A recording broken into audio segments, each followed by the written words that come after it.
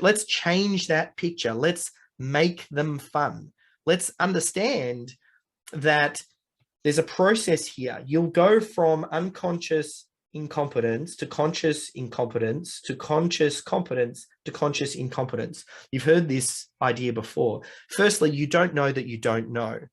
Then you now know that you don't know. Then you start to do, but you have to do it consciously.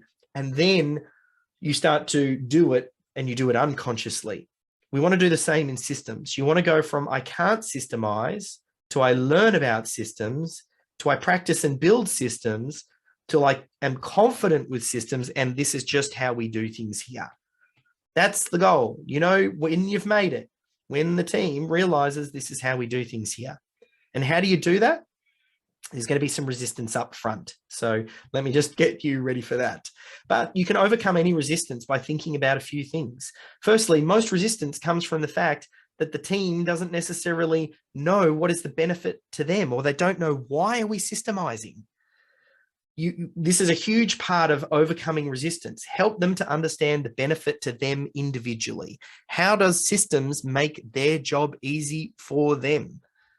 Why are we systemizing? How does that give them job security? How does that make the business stronger? Which means even in times of recession, we don't need to lay them off because our business is efficient and running smoothly and we can weather all storms. There's a real benefit to why you want to have those systems. Oftentimes, another reason you get resistance is they don't know how. Maybe you haven't had the right onboarding or training, or you haven't introduced them to it, or you haven't sold them on the idea of why systems are important.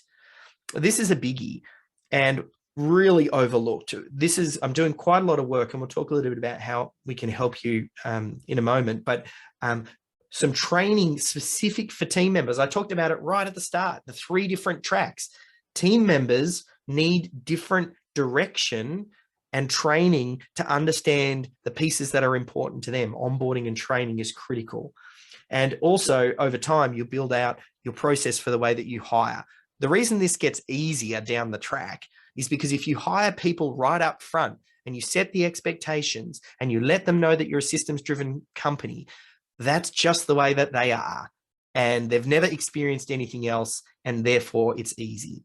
So this idea of building out a recruiting system and having the right training helps to overcome the resistance, help them to understand why it's benefit to them, and then show them what needs to be done with the right training. And the biggest one, it kind of goes to the comment that was happening in the chat there about giving it catchy names by Kendall, is this idea of making systems the easier option, making it fun, make it easy to capture, make it easier to use the systems, help them to understand that it reduces mistakes.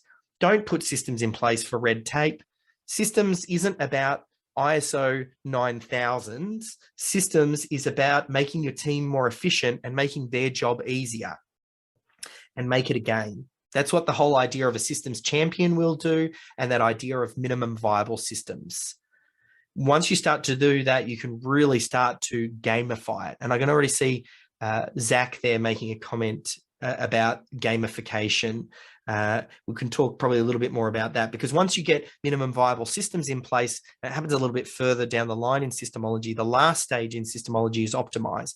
That's when we start to link KPIs to different systems, and we think about the critical client flow so that people then become responsible for their area and their systems, and they take ownership and accountability.